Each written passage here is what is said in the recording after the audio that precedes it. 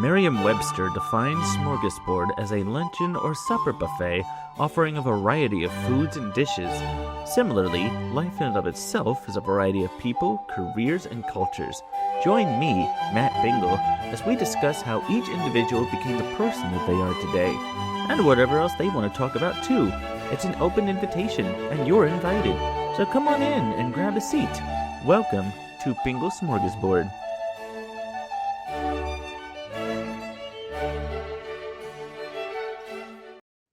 Hi, welcome to the Smorgasbord. Come on in, grab a seat. My name's Matt Bingle. Welcome once again to the Smorgasbord. Nice of you to join us. Today, we welcome my dear friend, Frankie Sartori. He and I have been online friends for the last 10 years, and this goes all sorts of routes, but it is a wonderful conversation. We talk about our love and nostalgia of VHS tapes. We grew up with VHS tapes. We also talk about his career in education. He is a daycare teacher, and we talk about the most rewarding parts of being a teacher, as well as the most challenging parts of being a teacher. We also go into mental health awareness and the importance of understanding neurodiversity, specifically regarding experiences on the autism spectrum. Both of us are neurodiverse, and we go into a lot more.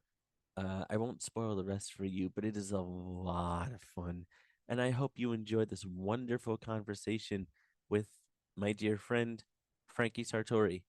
Enjoy.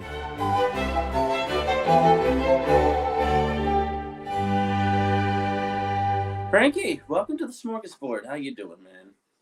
Hey, it's good to be here. Thank you for having me on.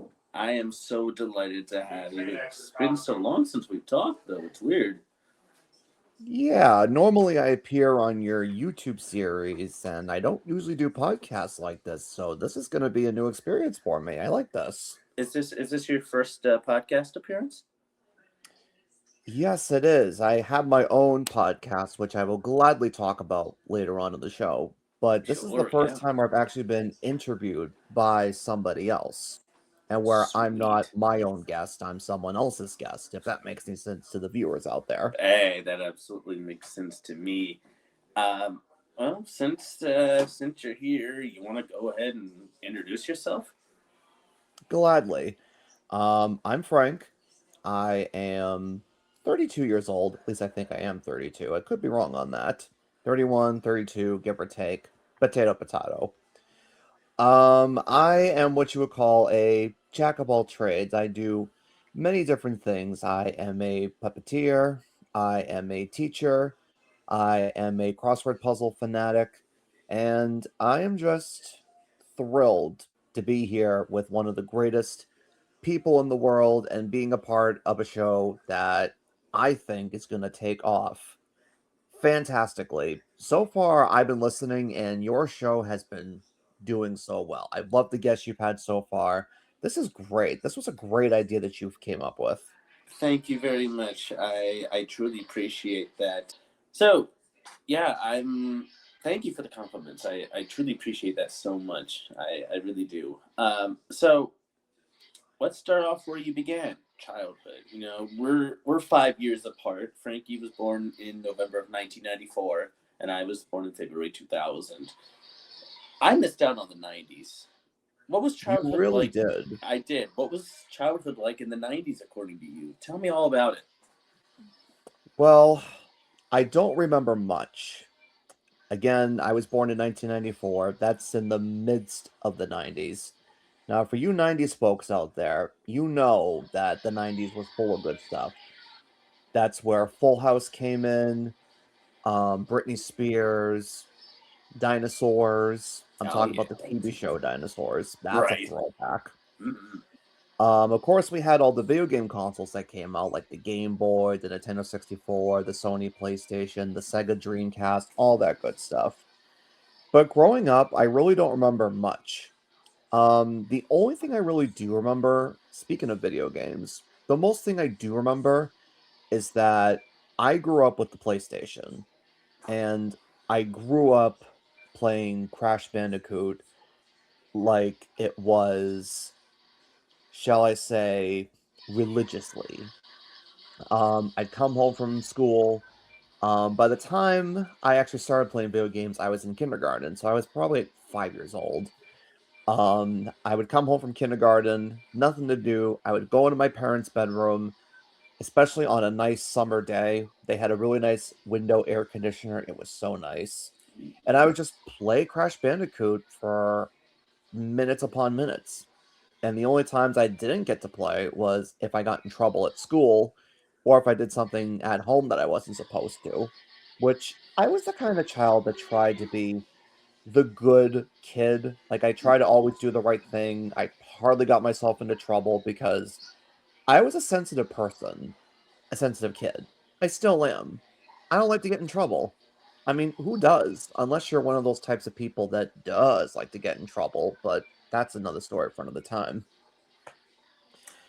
But aside from that, I grew up with a lot of different VHS tapes as well. Like, I had so many movies, and I had a lot of Sesame Street tapes. Oh The yeah. collection was massive. It was massive. Um, I always remember watching those Disney sing-along videotapes. You remember those? Oh, take me back, man. Yes. I love Yes, those. I yes. love those. Favorite one? Oh, that's a good question. Um, well, it boils down to the ones that I had in the collection, which wasn't that many. But if I had to pick a favorite, I would have to go with either Disneyland Fun, Friend Like Me, or The Bare Necessities. It boils down to those three. All great ones. I think Disneyland Fun is my favorite. That one was so cool, man. Oh Like my gosh. you Did could. you know that there was a couple variations of that? Like there was one about going to Disneyland Paris, Oh and yeah, that's right. Yeah, I yeah, think yeah. there was another one, maybe it was about Tokyo Disneyland, but Really, I knew about the one in Paris. I didn't know they did one about maybe they did Tokyo a Tokyo one, Disneyland. I'm not sure. But the I know they Disneyland did Paris one for one I've Disneyland seen. Paris. I've Yeah, seen I've that one. seen that I've seen one. that one It's on too. Yeah. YouTube. If Mm-hmm. any out there want to look it up, it's on YouTube. Just look up Disneyland Paris Let me sing along let me actually songs. You'll find it. It's fantastic. let me actually see because I know about the Disneyland Paris one. No, no, not Tokyo. They did one in Paris. I don't know what year You that know, came out. I I don't know know it was why they. I know it was after 1992. I know that when it opened. Yeah, I don't know why I But thought Tokyo. that would have been cool to see though. That really would. That would have been really nice. Yeah, that really would have been. Yeah, I also had a wide VHS collection myself when I was a kid. Of course, we had a lot of Barney tapes growing up. Oh yeah, take me I back.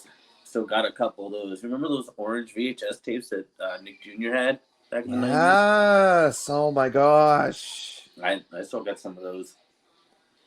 Oh my god, the Blues Clues tapes, I'm telling you, they were Mm. top tier. They just hit different. They really did, especially when the tapes were orange, that Nickelodeon orange. Oh my Yep. god. Oh yes, Nickelodeon Orange. Like I said, I still have some of the tapes somewhere. Nice. One with some Barney tapes, I think. Right? I know you sent me a couple Barney tapes, I which did. I I have sent somewhere. you, I know I sent you Um, Fun and Games, and I think there was another one I sent you. I forget what it is though. it's time for counting was the one you sent to Yes, me. that's a With classic. That is a Booker classic. I Booker T. I Wishburne. I watched think that was that tape enough. religiously as a child. I That was perfect. I never had either of those as a kid, but I have grown to love It's Time for Counting. That's a fun one. I love Fun and That is Games a is good too. classic. Fun and Games is good too, but It's Time for Counting is a really fun one. I loved that one. That was a good one. Trying to remember the ones I had as a kid. Barney's Adventure Bus, which I still have, I had that one and too. Good Day, Good Night, which I also had as a Yes, kid. that was a good one. I feel like that one's kind of, it's not really one of the popular ones. No, it doesn't get talked about enough though. No, it doesn't. It doesn't get enough screen time. And honestly, it's not that bad of a tape. It's really not. Right. I I loved it. mean, I loved it. when I first saw, who wouldn't want a terrific night timer that turns day into night? Who wouldn't want that? I know, right? It's, I'm sorry. It's Only in the land of imagine it, Barney does that ever happen. right? But just imagine it like you know how back my parents always talk about when the street light came on, he had to go inside. Yes. Imagine you just had that and just switched on the night. All right, kids, get in the house. You know, yeah, enough playtime. Get in the house. Oh, yeah, yeah. I don't know why I thought of that. I just thought of my parents always telling me, they would play outside all the time, especially my mom. And it was like when the first street light came on in the street, get in the house. You know, Well, I maybe might in know some Barney's records world too. that could be a reality, but maybe not so much here. No, not so much here. No, nope, not so much. But yeah, there's something unique about those VHS tapes, and can't cut my finger on it. Maybe I don't know. I know I used to have one of those CRT TVs, the one with the TV VCR combo. I wish I still had. Yeah. I wish I still had that. Truthfully, I really do. The problem with those televisions is that the VCR on the inside wasn't really the greatest. It would like break That's so easily. If you that's true. wanted the best thing, you just have to get one that you just plug into the AV output. Yeah, that's true. That's true.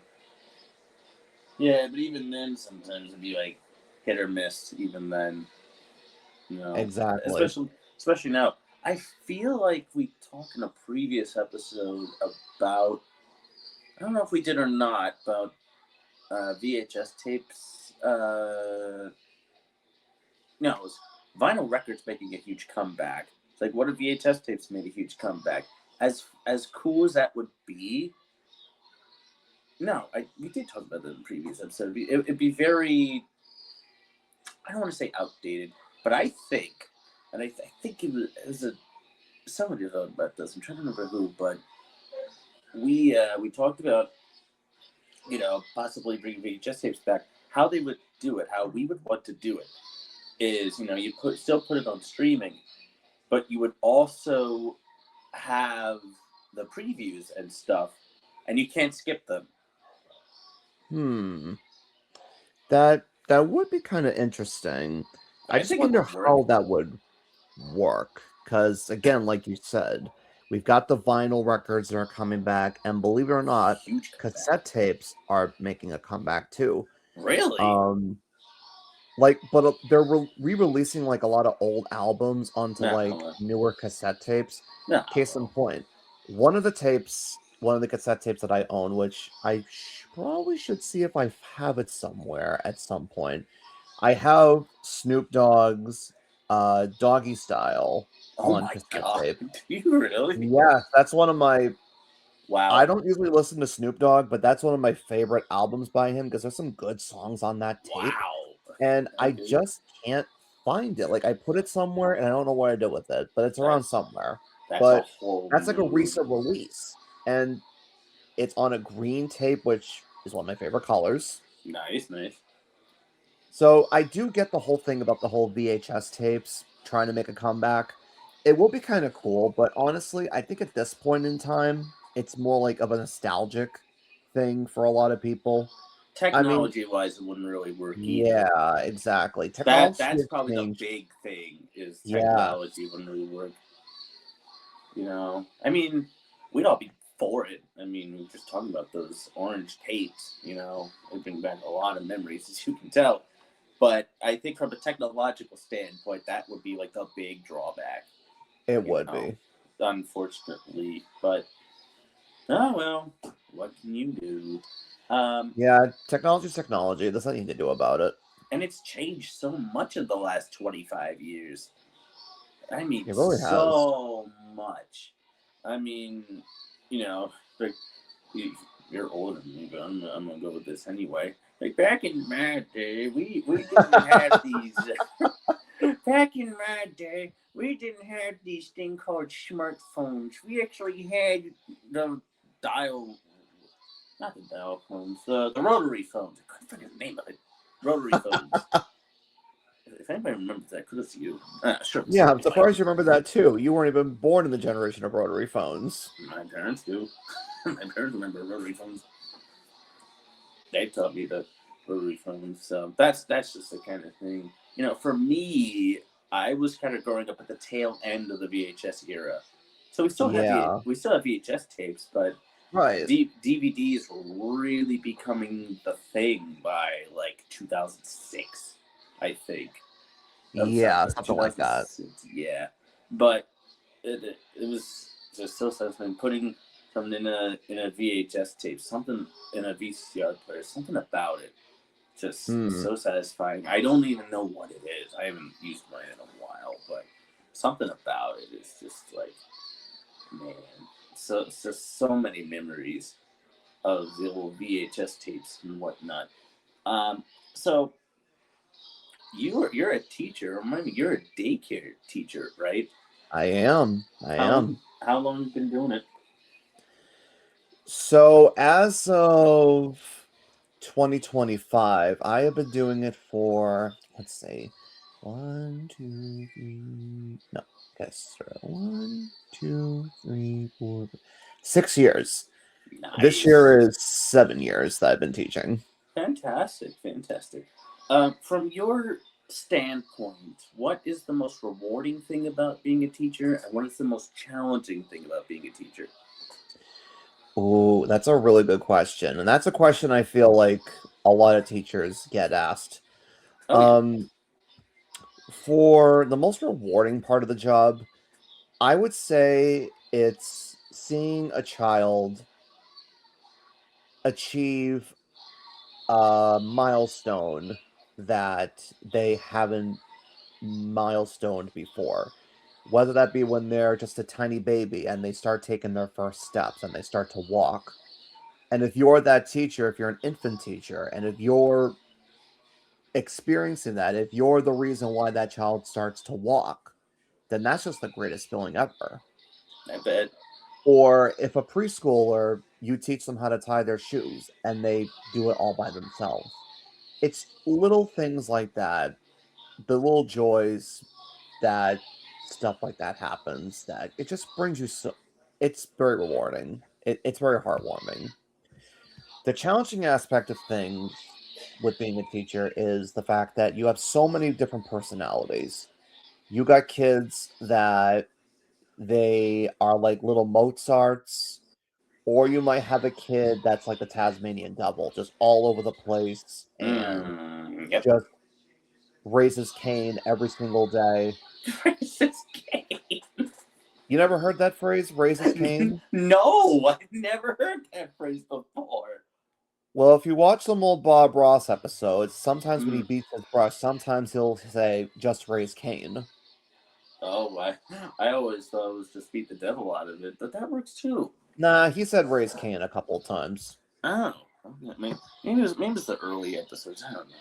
Perhaps. Maybe But yeah, we're going you way got back here, folks. yeah, but you got many personalities with kids, and the challenge is just trying to meet all of their needs and to be there for every single kid. And it's Right. hard too because there might be 20 kids in a class and there's two teachers. You can't be in 20 places at once.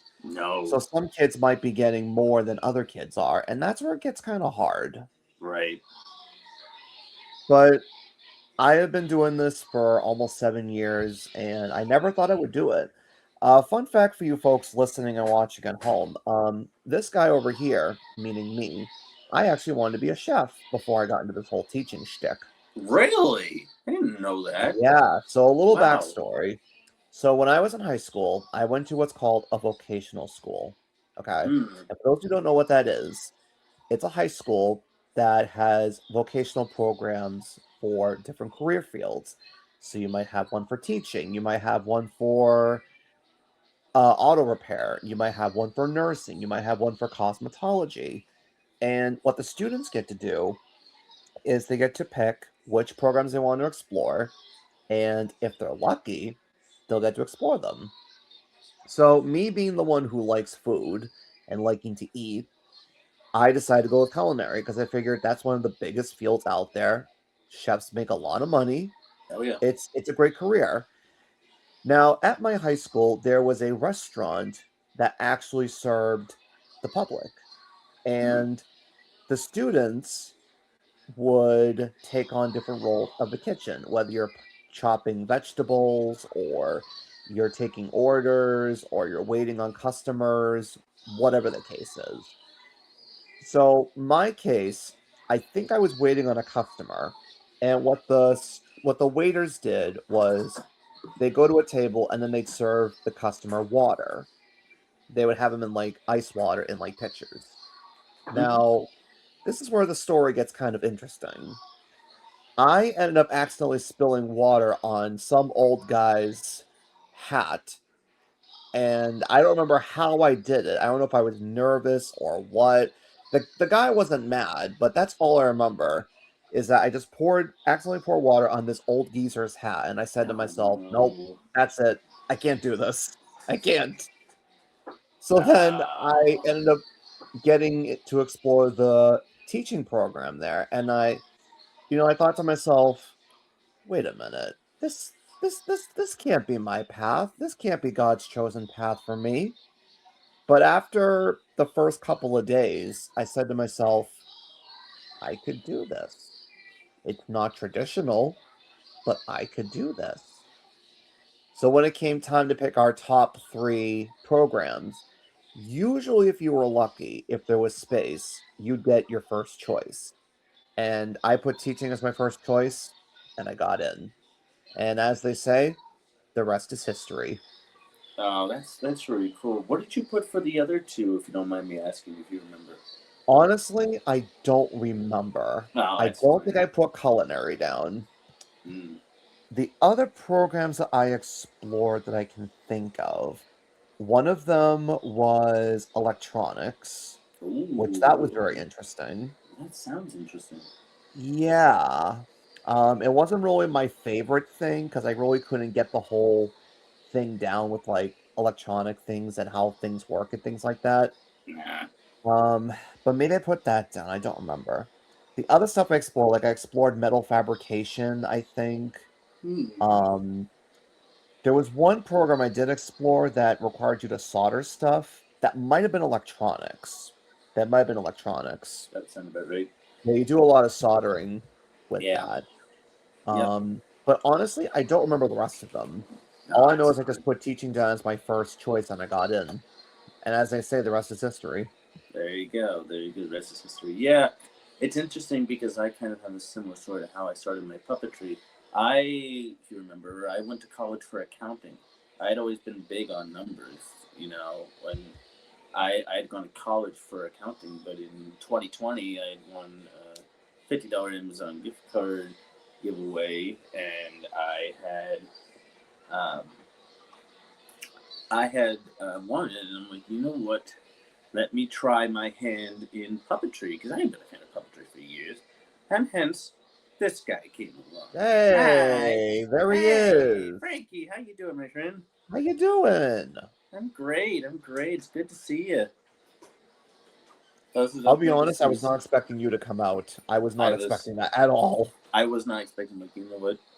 It's just you know what? Oh God. Hi, Joey. Can we leave this in? Just call me Howard. Howard the Fox. That's Howard the Duck. What? Good Lord. Anyway, is he to him? No, it's just me, him, and him. Who's that? Frankie. Sinatra?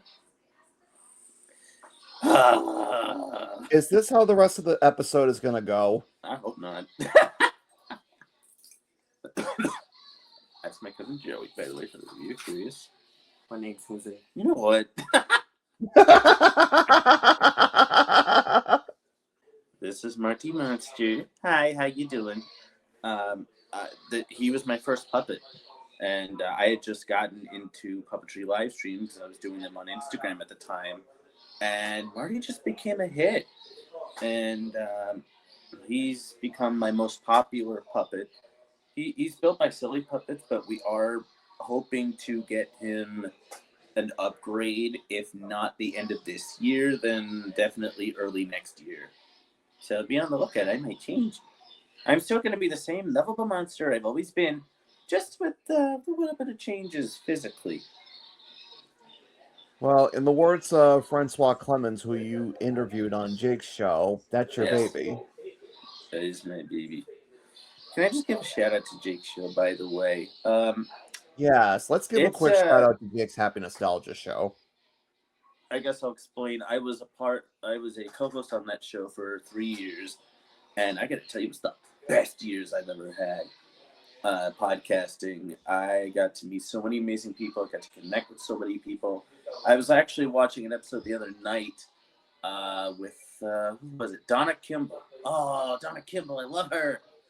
For those who don't know, she's the current puppeteer of Milky Fraggle. Yep, and she was amazing. Man. That's one of my favorites. She's amazing. She also nominated for an Emmy last year. She was, yeah. It's um, by the time this airs, it will be very close to celebrating its 5th anniversary too. Yay! 5 years. Wow. Congratulations to Jake and everybody on that. Big, big, big congrats. They just hit 1 million views on their channel like about 2 months ago. Isn't I'm that sorry. crazy? I'm sorry. 1 million. 1 million views. That's across all their videos. That's including their shorts and stuff like that. 1 million views in 5 years. That's wild, man. That is insane. And all those people you guys got to talk to as well. Mm-hmm. You know, on a side note, Hmm? I'm very surprised that Jake's show lasted that long to begin with. Oh, I it's still mean, going. Yeah, because it just started off, his very first guest, I think it was Bruce Lanoil, that's right. Yep. and it was just Jake and Chris was It definitely was. there. And Yep. there It was a was. It was Jake couple and of other Chris and a guys couple who didn't others. really last that long. No, they did But not. the fact Uh, that it's like in the hundreds for episodes now is beyond me. some episodes in the thousands. Like they just had Frankie Cordero on their show recently, That's uh, right. which was awesome. I love Frankie Cordero. Those who don't know, he is the uh, Emmy nominated puppeteer of Purple Panda on Don Quixote and Rudy on Sesame Street. A wonderful guy, by the way. Yeah, we just I feel like I got to hone my skills in terms of podcasting um, over the 3 years I was on that show, and I got to tell you, it was absolutely incredible. I loved being a part of that show, and I've had so many very memorable moments. And I'll go ahead and tell you one here. Speaking of Donna Kimball, I think I told you about this kind of thing before. Um, this might have been a little before your time. So, I want to share a little thing I call the Cheryl Boylock effect. If anybody remembers an old show called Eureka's Castle, it premiered on Nickelodeon in California Yes. back in 1989, and Was it great that show. late? Was wow. 1989. And I think it was the second season they taped at Nickelodeon Studios, Universal Studios, Orlando, Florida. I did the whole thing. You're welcome. Anyway, they would do these tours, and sometimes they wouldn't have the puppets with them. So when kids would meet Cheryl, they would ask if she would do the voice. She would ask them to close their eyes and kind of visualize Eureka like right there in front of them, and she did the voice for them. If you've seen on Instagram, Kathleen Hurlis does this kind of thing too.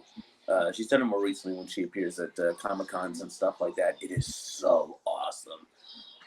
It's really cool. One particular example that really got me emotional. Actually, I'll mention two. Um, as I said earlier, Donna Kimball, the previous guest on Jake's show. Um, we love Donna Kimball. She is so talented. Again, those who don't know, she's the current puppeteer of Milky Fraggle, Emmy nominated.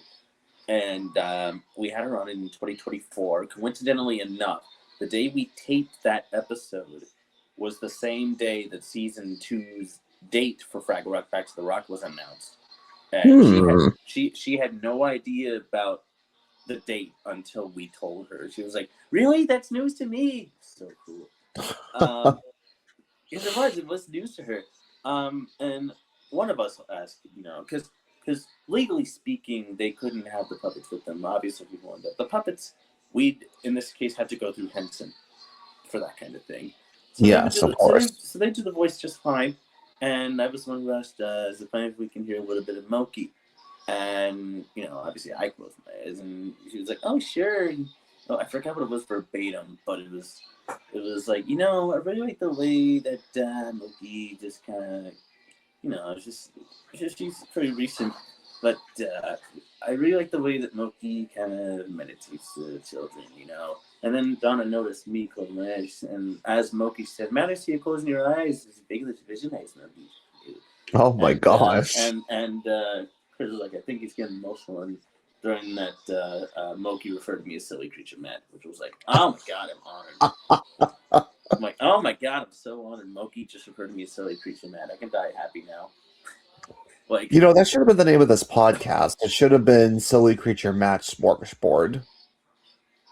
well, then it would have to. It had to be a Fraggle Rock podcast then, because Yeah, it would have been an unofficial which Fraggle Rock which I podcast. would not be against, truthfully, because I love Fraggle Rock. You know, I love the show.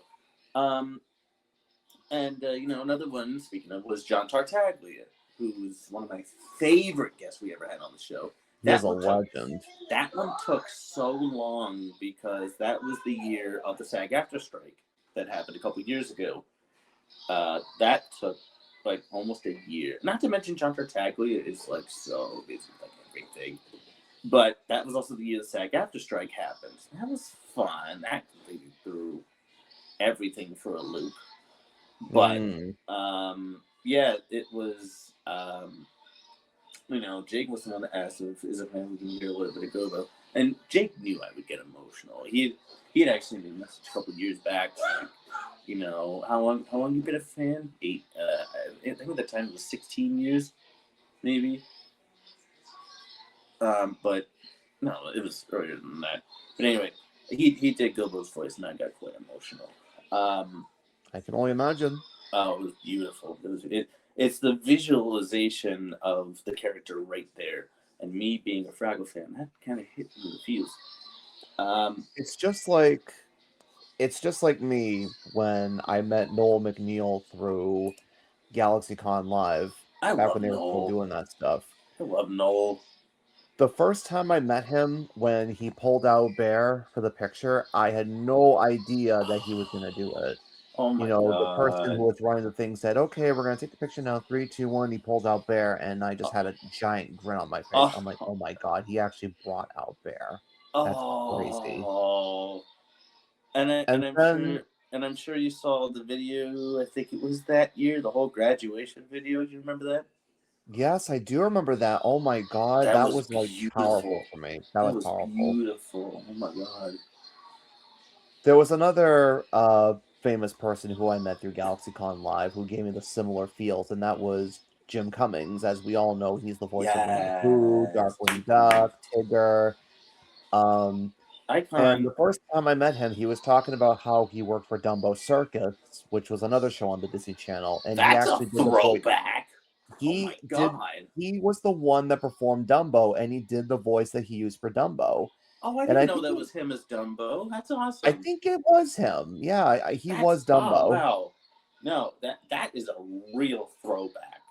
If you want to go Yeah, so back. he did his voice, and I think he Oh, that's even so did cool. Pooh's voice a little bit, or maybe he did Tigger's voice. I don't know, but it was just so nostalgic, just talking to this really famous voice actor who's done so much for Disney, and you know, Yeah.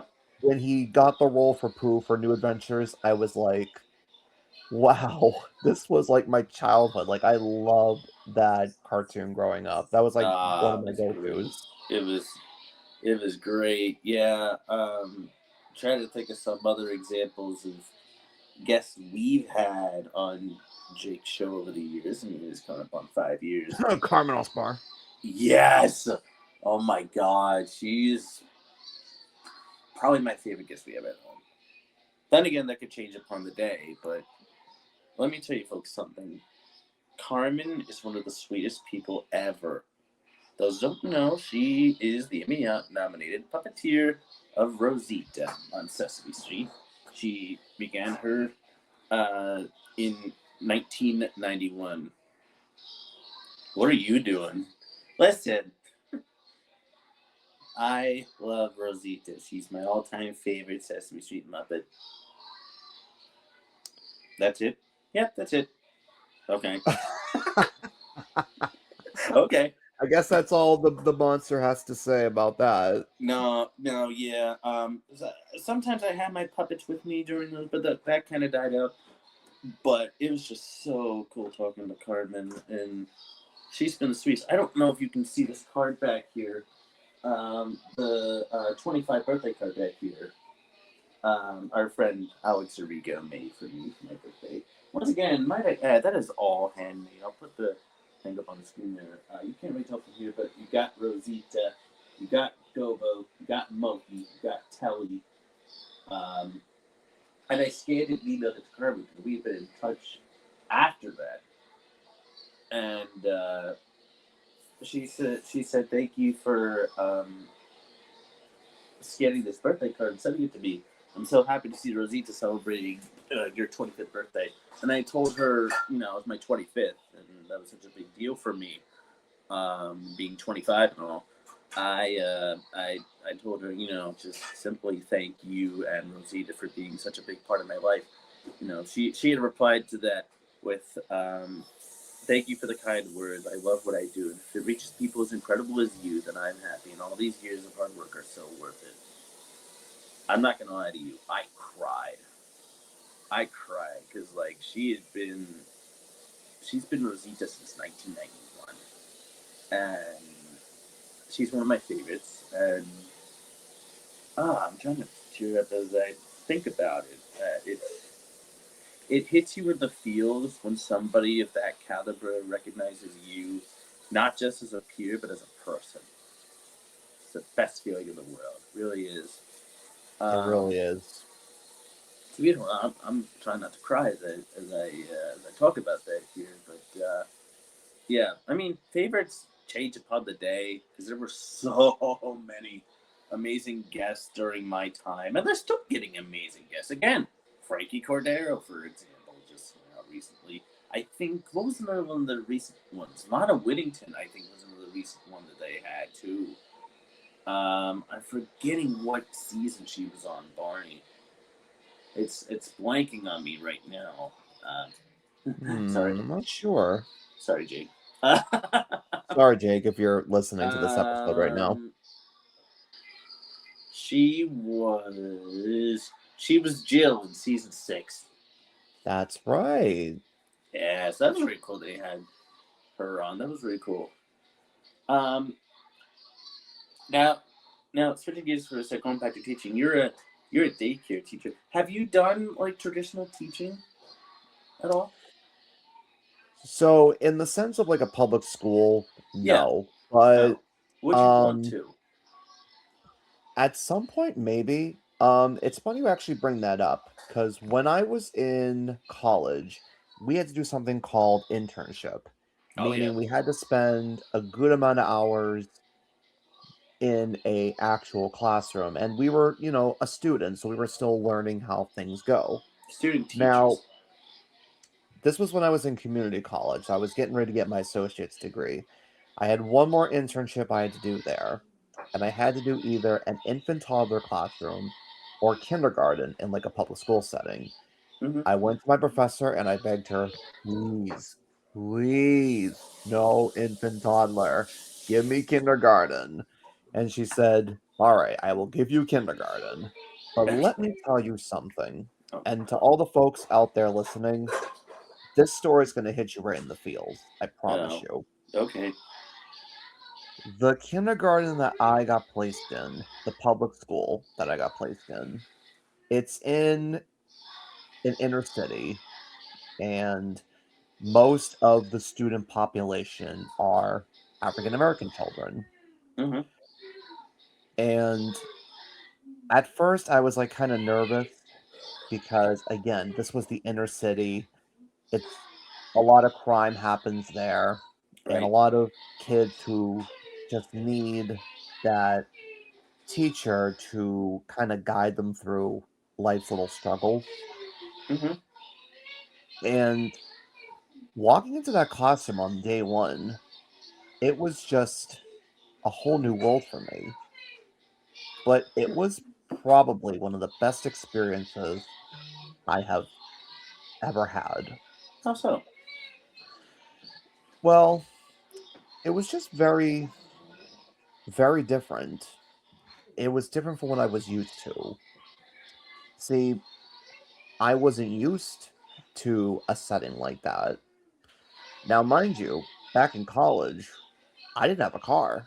So wherever I went, I had to make sure it was able to be accessible by bus. Right. You know the experience because you rode the bus Mm-hmm. multiple times. I took the bus when I was in college. Yes, I know the experience all too well. Yeah, so wherever I went, I had to make sure it was accessible by bus and that I didn't get lost. Right. Thankfully, that did not happen. So good. But again, just being in that spot was just very rewarding. And I could tell it was a match right there because the kids were so interested in me. I remember there was one kid that was it was during snack time, and one kid was just turned around at their desk and just like staring me, like actually like staring at me. And I'm like, does this kid like me or something? Or is this kid gonna like me? So the teacher told them to turn around and keep eating their snack. And I'm thinking to myself, well, they're just curious. I'm a new person. Right. But let me tell you something. I had so many great moments with those kids. I got to do lessons with them. It I got to run circle time one day. It was just a blast. And I remember on my last day, which was so emotional for me, It was they emotional for put everybody, I'm together sure. a teacher's kit for me that had like pencils and a dry erase board and Oh. different teacher supplies, which I Oh. ended up using when I started my first job. Mm-hmm. But that was just one of the greatest moments and the greatest schools I've ever been in. And if I could go back to the year 2016, I would do it all over again. I really would. Was that the year we met? 2016? I think it was. Perhaps it was. I I feel think like we've it known each other was. for a long, long time. It feels like years, hasn't it? It has been years. It might have been 2016 we first met. I think because we met. Maybe Because it we met. was. Because we met through some mutuals. How has it been 10 years? God, I get old. Does that make you feel old, old man? Yes. Yeah. Shut up. You're older than me. I don't want to hear it. Like I said, you are 5 years older than me. I don't want to hear Just watch. When we get a lot older than what we are now, we'll be doing another podcast called the Two Old Men Podcast. it. Eat your heart out, Statler Waldorf. Just watch out. Yes. 13 years from now. No. That's yeah. That's just beautiful. Um. Now you are also a. I guess you could say you're kind of a mental health advocate. Would you think so of yourself? Absolutely. What do you Absolutely. What do you think is the biggest misconception in terms of mental health? Ooh. I think a lot of people just have some ongoing problem and it's just overlooked 99.9% of the time. Someone could be perfectly fine on the outside, but inside, they're just crying for help. And I mean, they might look happy, but on the inside, they want someone to talk to. They want someone that's going to listen to them. Um, in my case, I was born on the spectrum, And Yep. years later, I realized that I had anxiety and that I had depression. And it definitely makes sense from the way I've been acting, the way I've been talking. Even as a kid, like, I just had my quirks. For example, I couldn't walk on bare grass with bare feet. I just Really? couldn't. Hmm. No, I could not. I freaked out. I would Hmm. freak out. Hmm. Um, there was just other stuff about me that was just quirky and it was just odd. But I mean, we all have our quirks, Oh yeah. but they definitely play into effect when it comes to the talk about mental health. And I feel like some things about mental health people just don't talk about enough. Right. Right. No, as somebody on the spectrum myself, I can totally relate. Not with grass, but for me, I was afraid of quite a few things. The one big thing I was afraid of, actually, there's a couple, but this one in particular, just looking back on it, it's just like, man, that's insane.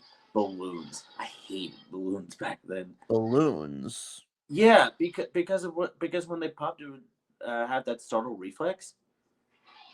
So this was maybe when I was about 3 or 4 years old. Maybe my older cousin had a sweet 16 party, and we were walking up to the house, and as soon as I saw those balloons, I noped on out of there. Like, nope, I ain't going in. Nope, nope.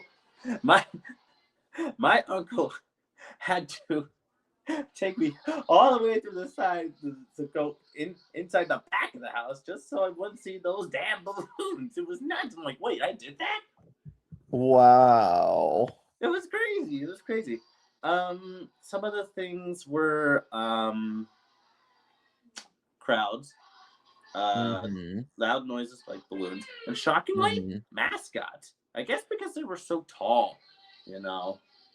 I would have Because, thought it's because it was a person in a costume, and I'll be no, that honest, too. I know there's a whole mascot community out there, but some mascot costumes are just so creepy. Mm-hmm. I mean, if you look at old pictures of the old Disneyland costume characters, they were so creepy. How could anyone not be scared of those things when Disneyland first opened? Oh, those, yeah, yeah, those were creepy. I was about to say, I loved. I'll pull it up here, since I'm able to. I love the Mickey Mouse costume from like the late '70s, early '80s. Oh, I yeah. That is my favorite Mickey ever. Like, it is so good. Yes. I'm gonna see if I can. Okay, yeah, there's a good photo right there. But yeah, I totally see what you're talking about. The early Mickey, just like, no, just no. Especially by today's standards, that's just a whole bunch of no. It's Like, cringe. it's creepy looking. Like Yeah, it's cringe, it's creepy, it would not fly that. in today's Ah! standards. Yes, okay. Good lord. Everybody just coming. My dad scared the hell out of me. Can we leave that in too? What? Oh, my shoulder. We should leave that in the episode as well. Oh my god. Oh my god. Anyways, I found the image. That Yes, is the exactly. Mickey from 1978. That Like, that is gorgeous. that was taken when Mickey Mouse got his Hollywood Walk of Fame star in 1978, which I love. I thought that was so cool. Um, and for those who don't know, Mickey Mouse was actually the first animated, or I guess non-human, to receive a Hollywood Walk of Fame star. This was in celebration of his 50th anniversary, and I just thought that was so cool. I absolutely love this Mickey. I loved the one from the '90s as well, but I think this one really stands out to me. I loved Yeah. this Mickey. I really did. It was such a great Mickey. Yeah, but for Oh, some yeah. reason, I I don't know. I was afraid of mascot. I'll tell you one story. Um, watch my dad shared. Um, back when I was about 7 or 8 years old, I was a brat. You know what? That might be true for all we know. I was a part of a baseball league. Oh, the Bad News Bears. No.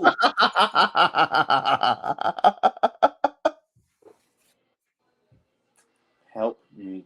No, I was a part of this baseball league, and I don't remember what position I played, but it was cool because we wore smaller versions of the actual baseball teams. How we got away with it, I don't know. My team was the at the time Florida Marlins. Now they're the Miami Marlins, and at the end of the season they had this whole award ceremony, and everything was fine. Everybody was getting their trophies until the Oriole bird showed up. No, gone. I would not go back in there because the Oriole bird was in. What? No, what did you say? You know what, this? I don't even know what he said. No, but I would not go back in there because the Oriole bird was in there. And I don't know why either. Looking back at, I love the Oriole bird now, but I don't know why I was afraid of it back then. I don't know. It was You know, weird. it's funny because it's a similar situation for me. I mean, I really wasn't scared of like costumed characters at all, but I rem- I can recall because being a teacher around the holidays, Santa Claus comes in and visits. Oh yeah. The first year that I started working there and around Christmas time and Santa Claus came to visit, most of the kids were so excited to see him, but I remember one kid was just like backing up so slowly to the back of the room. Oh no. And, it's the same way with the Easter Bunny too. Oh, especially the Easter Bunny. You should see. The So Easter speaking Bunny of costumes, costumes some of nowadays those and even Easter. back then, they're Oh, not cute and adorable. They're they're creepy. creepy. They're Like, creepy. if you're gonna make Right. a costume, whether it's a mascot or whoever, make it friendly, make it cartoonish. Why do you think Right. people love Mickey Mouse so much? Right. Yeah, Right, like you and I love see, those. I love those mascots. There's one page on Instagram. I think it's based out in the UK. What's the name? Rainbow Mascots. I think is they create. Shut up. oh no, I don't even know what he said. He said Billy Ray Cyrus. He's getting us viewers for this podcast. Thanks, Dad. Thanks. One thing that you also want to talk about is that you have a love of facts. Um, Yes. what is the most insane fact that you know that most people you think wouldn't know? Ooh, there's so many. Just Well, the just list reason them why off. you bring up that question is because I recently discovered a love for crossword puzzles. Now, Ooh. every day, religiously, I do the New York Times crossword puzzle, and I've been doing it for quite a few months now. Mm-hmm. And folks, if you have ever done a crossword puzzle, doing it in the newspaper or in like a crossword puzzle book, it's so satisfying. But doing it in the newspaper is very satisfying. Hmm. Now, I have a calendar that every day it has a different New York Times crossword puzzle. And it's a desk calendar, as you all know. Desk calendars are pretty okay. But I was doing one crossword puzzle and I found an interesting fact about a Disney villain that a lot of people don't talk about. All right. And it's a character that you might have seen walk around the Disney parks back in the 90s, but you don't see him much anymore. The Big Nice. Bad Wolf. Oh, And did yeah. you know, and I bet the folks out here, their mind is going to be blown. The Big Bad Wolf's real name is Zeke Midas Wolf. That's his real name. Zeke minus Wolf? Zeke Midas. Like King Midas? That's his real name? Yeah, Zeke Midas Zeke Wolf. minus That's Wolf? his real name. That's his real name? Yeah, and I looked it up on a Disney Wiki page shortly after the fact, and I'm like, it's true. Is it really? Let me see here. That's wow. I always thought his name was the Big Bad Wolf. I don't know how he got the name Zeke Midas Wolf, but he does. Oh And yeah, again, this is a yeah. Disney Z villain Z. that Wolf. Sure enough. Yeah. Wow. this is a Disney villain that nobody talks about very No. much. Mm-mm. So when No. I saw that, I'm like, wait a minute, because the clue read something like Disney character whose real name is no real name of the Big Bad Wolf in Three Little Pigs, and it was like Zeke Midas, and I'm like, what?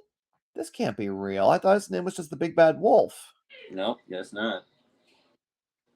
Very It was cool. just a crazy, crazy fact. I always say to people, I learn everything I know from the New York Times crossword. Hmm.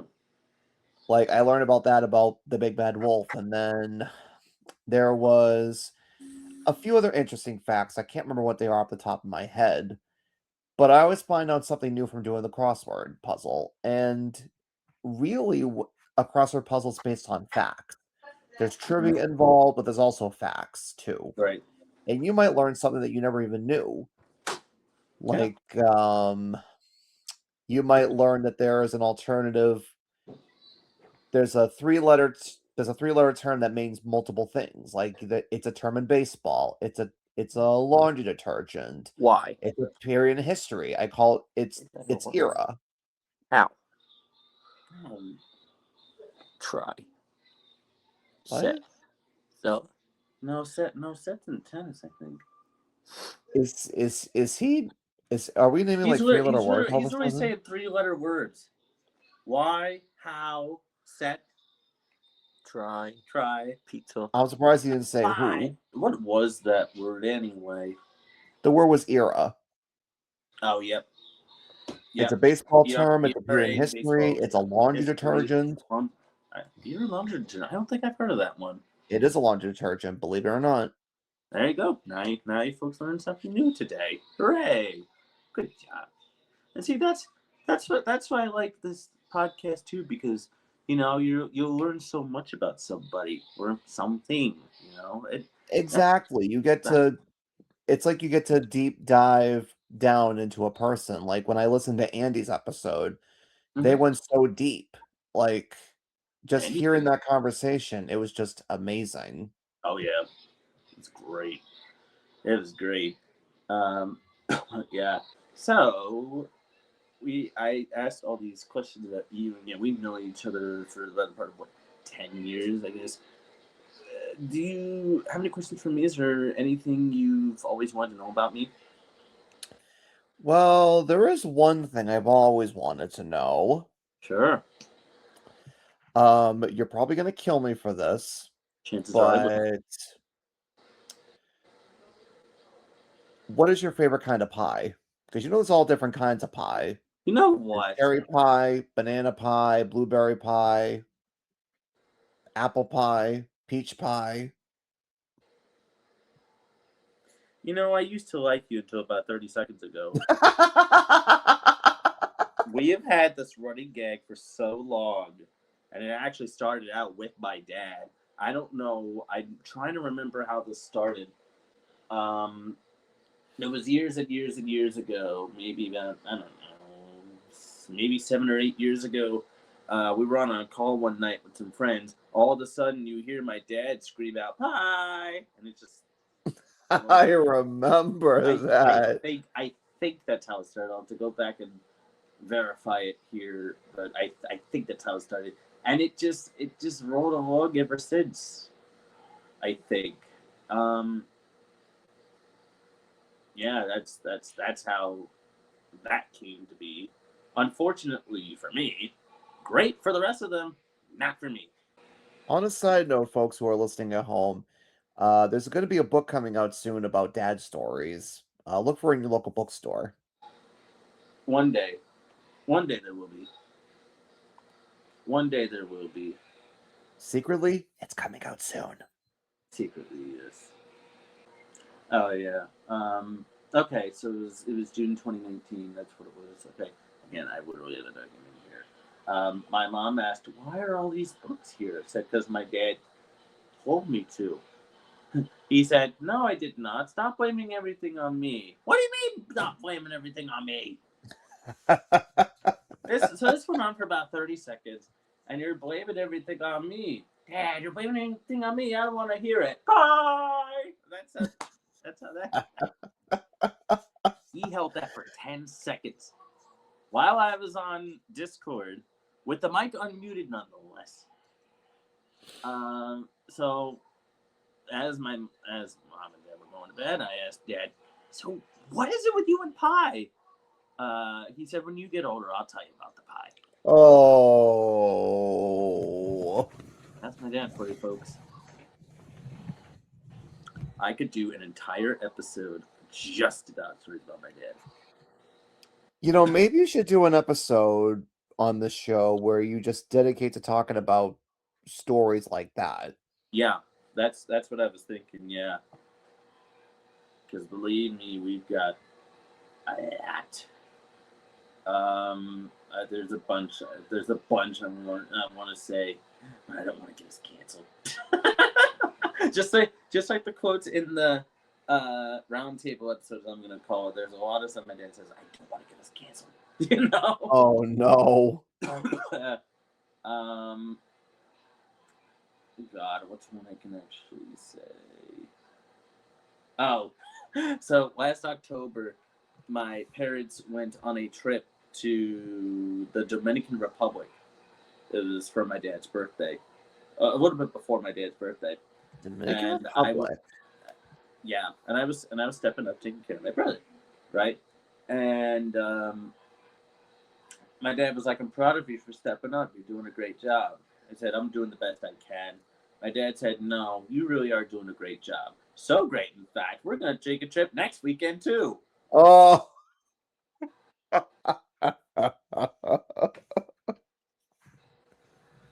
The question is, did they? No, Oh, he was he did not. joshing you. But for real though, is there other than pie aside, is there anything you've always wanted to know about me? You got any questions for me or what? Ooh, there's just so many burning questions that I have about the master of ceremonies here. Um, I guess the question that I have for you is, how do you feel about where puppetry is going now? Because a lot of puppetry is done on like green screens now. Like you notice with a lot of the Sesame Street shorts and specials recently, they've been on green screens. How do you how do you feel about that? Um, if green screen is needed, then go for it. But it hits differently when it's like an actual set. Again, take Fraggle Rock for example. That was all built back to the Rock, same thing. It does take a lot, but they are beautiful. And again, if it's for like something small, sure, go with green screen. But I think puppetry has really had this kind of boom the last couple of years because you've seen a lot of these amazing new shows that are puppetry. Case in point, the new special Wow's About that aired a couple months ago, which was a phenomenal special. If you've not checked it out, it aired on PBS Kids. It's on YouTube. Watch it. It is amazing. Such a fun special. Um, and then you got Don Quixote, as I said, for PBS. I know they're doing Avenue Q on the West End as well, so that's made a comeback. One, I think this counts as puppetry. I'm going to include it. I'm really excited that Paddington Bear's coming to Broadway next year. I'm so I excited heard about that. about that. I am That's so amazing. I am so excited about that because it looks phenomenal. It looks incredible, and the puppetry, oh, incredible, absolutely incredible. So that's what I'm really excited about. I think puppetry is definitely on the right track. I don't know what track it's Absolutely. on, but I think, and especially with YouTube, especially. I mean, Mm-hmm. I think people can learn a lot about puppetry, even just watching again stuff like Fraggle Rock, Sesame Street. Right. You could really learn a lot about puppetry just by watching Exactly. those. Even as an older adult, and you're like, oh, it's about ABCs and 1, 2, 3s. But if you want to be a puppeteer, you got to pay attention to the puppets, That's right. How they move, how how they they act, move, how they lip speak. sync, all that. And it takes practice. It takes a lot of practice. As a puppeteer myself, I can attest it takes a lot of practice. It really does. Get a small monitor. I have a monitor over here. Get a small monitor, or even either a camcorder or a video camera with an HDMI cord. And just I don't know, just or just lip sync to your favorite song or something. That'll be a good way to start out. Or But get a doll and just wiggle it up in the air. nah, that might be questionable. But well, that might be where I draw the line. Oh, Because I mean, I don't know. To be fair, you are moving animate objects, but it's like, oh boy, look at me, woohoo! It's just weird.